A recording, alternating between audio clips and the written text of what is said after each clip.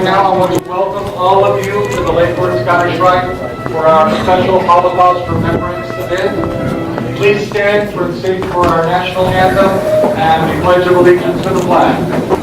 Brother Knights of St. Andrew, march. Please present the flag.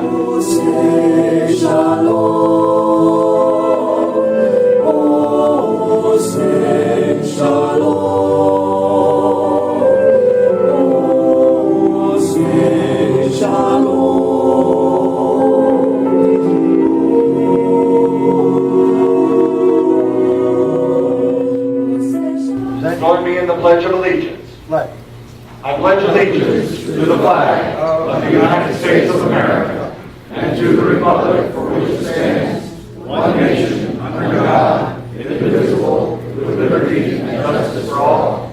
Please remain standing for the singing of our national anthem.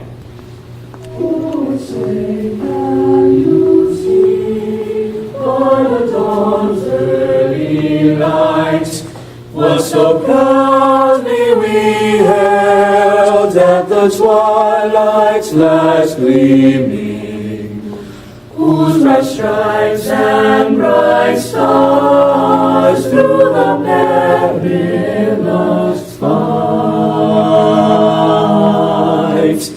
o'er the ramparts we watched were so gallantly streaming, and the rockets red glare, the bombs bursting in air, gave proof through the night that our flag was still there. Start my presentation on Freemasonry and basically the effects that the Holocaust had on the Freemasons.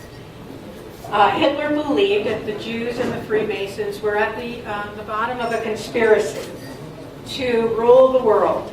And if you've ever heard, there was a propaganda pamphlet that was published in the late 1890s and 1900s called The Elders of the Protocols of Zion.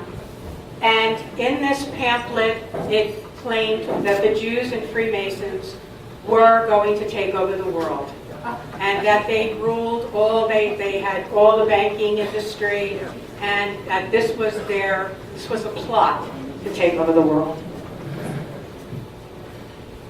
Okay, now we're coming to an interesting legend, or some say not a legend, and it's about a little flower, and I'm wearing it right now. I don't know if any of you have ever seen this. It's called the forget-me-not flower.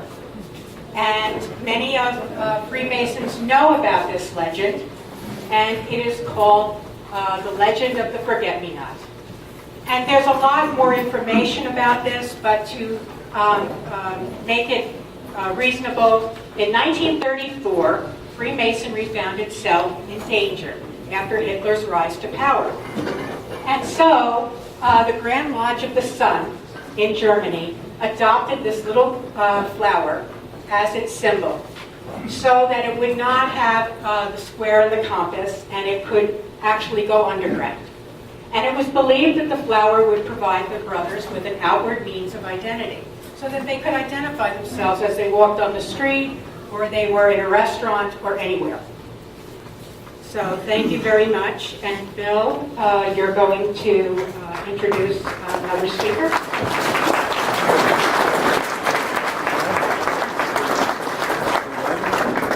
Now, I know that there are many people in this room whose lives have been touched by the Holocaust. Before we hear from our keynote speaker, our Holocaust survivor, I'd like to bring up a couple of other people, or open up the floor to a few others to share with us. And the first person I'd like to call up to share is Worshipful Master Raul Tomasi Crudeli from Florence, Italy, who will talk about how the Holocaust touched the life of him and his parents. Gentlemen, brothers, good evening. When I knew that there was planned a meeting on Holocaust here, I proposed to bring my experience in indirect experience, because I'm talking about my father. So me, I am a son of survivor. I born in 49, and my father was called in the army, Italian army, in 41, and was sent in Balkans. And you know, the 8th September 43, Italy said enough war. No with the Allied, no with the German, and they said we stop. At that time, all the soldiers that were in Balkans were made prisoners of German, of Wehrmacht. And Wehrmacht conducted them, at least 300,000 people, in the camps of Austria, Czechoslovakia, and Hungary. As you know, geographically, the camps, work camps, were 1,250. And we organized 50 work camps around the KZ, means the extermination camp. That was centralized in the middle of 50 units, working units. And people there, I'm talking about millions of people, were like slaves. And people were working for doing spare parts, weapon components, and so on. It's my special privilege to reintroduce Maureen Carter, who will introduce us to our keynote speaker. Thank you. I'd like to introduce Norman Frozman to you. Norman was born in the city of Warsaw, Poland, which was occupied by the Germans in 1939. Norman was only 10 years old at that time. He experienced and witnessed the heroic Warsaw Ghetto Uprising in 1943, and together with his mother's sister and the remnant survivors was taken to the extermination camp of Majdanek, where his mother and only sister were murdered, along with extended family numbering over 100 people. From Majdanek, he was shipped to the Skaržisko concentration camp, where he worked as a slave laborer in an ammunition factory. The next stop in his survival ordeal was the infamous extermination camp of Buchenwald, and then, as the Russians were getting closer, he was forced on a death march. He was liberated at the age of 15 by the Russians and eventually was able to immigrate to the United States. After a long separation, Norman was reunited with his father, who had survived the war years in the Soviet Union. Norman, his wife Shelley, and daughter presently reside in Florida, where he visits many schools and organizations and shares his life story of the war years. He hopes that his message will serve as a deterrent to prevent future Holocausts from happening again. He is also a recent high school graduate, and all of our students in the Palm Beach County school system know and love Norman. And I would like to present Norman Frozman to you right now. I am a Holocaust survivor. Now, what gives me the right to call myself a Holocaust survivor? We know of the tragedy that befell us, as in my case, a child, not bothering anybody, not having crosswords, 10 years old. Suddenly, there is a tragedy coming down our way. Namely, it was an assault of the German army against the country that I was born in. That was Poland. I was born in Warsaw, and of course we had daily air raids, and upon the urging of our Polish government, who advised us to evacuate the city, my dad took a horse and wagon, and we ventured out into destination unknown, becoming instant refugees. Now, our journey was only at night, because anything that moved in the daytime was shot at by the German Air Force. Eventually, we wound up in a small town close to the Soviet Union, to the borders, and parents enrolled us into school. Us, I mean sister who was 18 months younger than I, mom, dad, some other members of the family.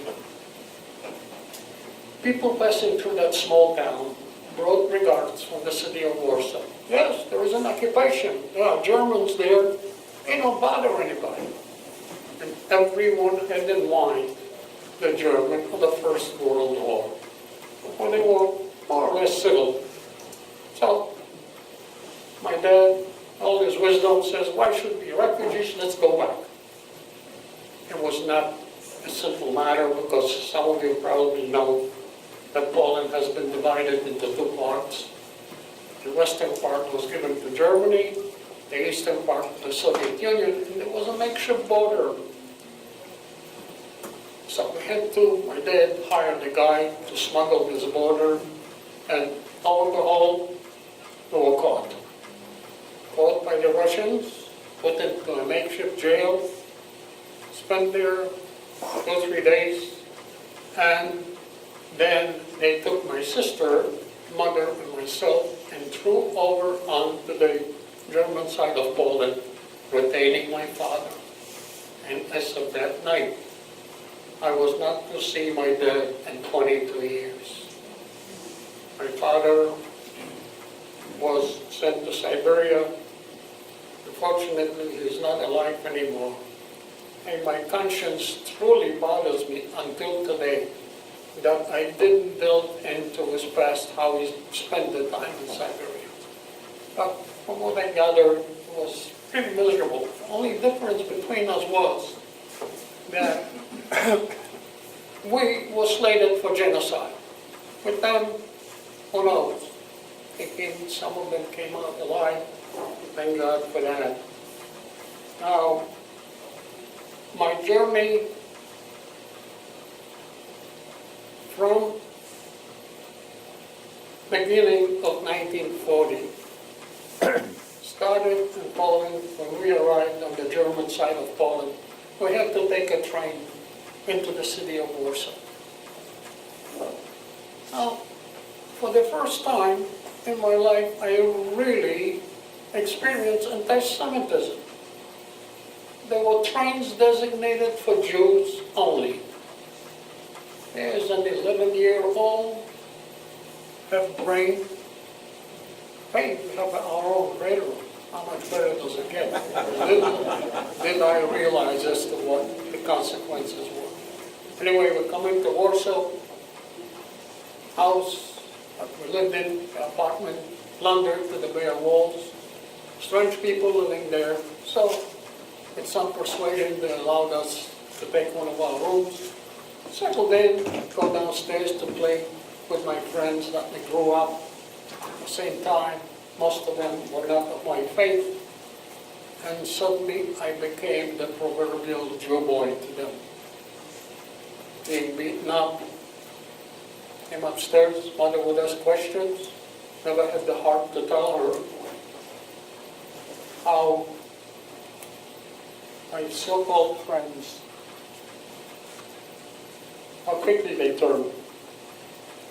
Now, I was surrounded by a very loving family in the city of Warsaw. Grandparents, aunts, uncles. My maternal grandmother had 11 children, most of them married with children. My paternal grandparents had 7, most of them married with children.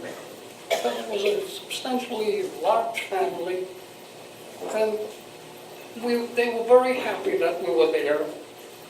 And everything was just more or less smooth, because in our minds we knew that this war is going to last no more than 4 or 5 weeks, and after 2 months it's going to be back to normal.